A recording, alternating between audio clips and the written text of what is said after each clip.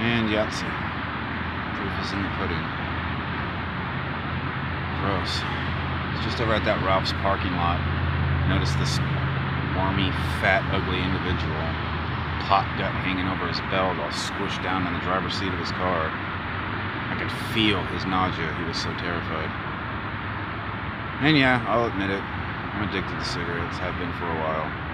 The instant gratification those chemicals give you give me quite a bit of relief, especially with the amount of stress that I'm under. And as I've mentioned, don't fucking do that, God. I'm sitting here trying to untie my tongue, and the second I put it on camera, I'm flipping over my damn self.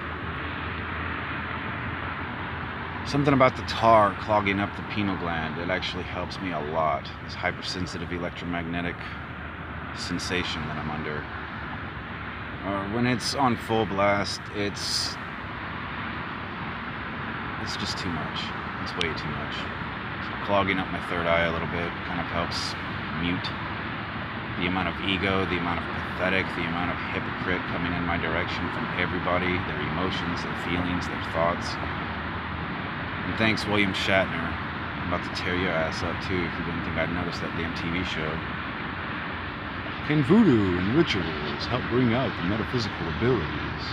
That's what we tried to find out. No, you didn't. You were a bunch of worthless satanics who found out that I was not going to put down the Bible and speaking the truth, and you've been doing everything you can to make me seem like the fake, while helping a bunch of tweakers and swine because they're committing satanic action, which is another thing I wanted to point out to you jackasses who keep laughing at me. I was walking back from the beach just now, and a couple of these cleaning ladies in like a maid van or whatever, they took one look at me and all of them started cackling. And it's like, you know, you worthless assholes go to church and you wonder why your prayers aren't coming to truth, coming to fruition. Thank you. And you're sitting there laughing at a vigilante who tried to stop a group of pedophiles from torturing and murdering children, and you're praising those very swine.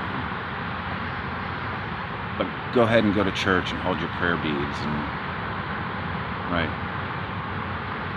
So anyway, back to the fat worm and the red Honda. It was like well, never mind. He just muttered something that I've been talking amongst myself about quitting smoking, and I haven't put that online yet. And as I'm walking back by his car, big stupid grin on his face, he's whispering into a phone about how so much for him stopped smoking.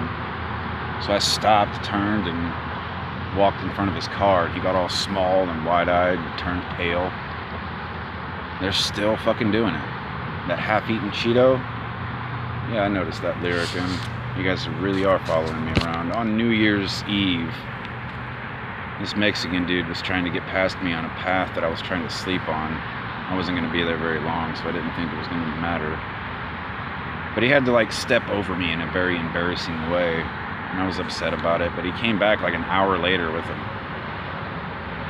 armful of goodies, some like Oreos and a couple of box juices and just like crap that it seemed like he got out of his trailer or whatever.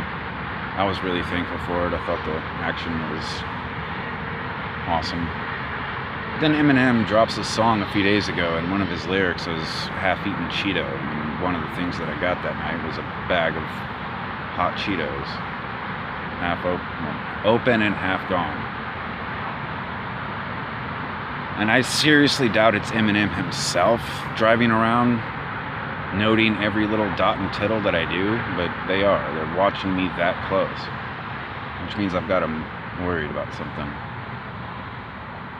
So, I don't know. Angelina Jolie apparently is going to get on BBC and start knocking down stories of domestic terrorism. But no, it's about fake news. Shh, bitch, you're dead. You're fucking dead, woman. Get God to get his hand off of my freaking venture here. Get this tongue untied, and I'm gonna start kamikazing people. I'm fucking done.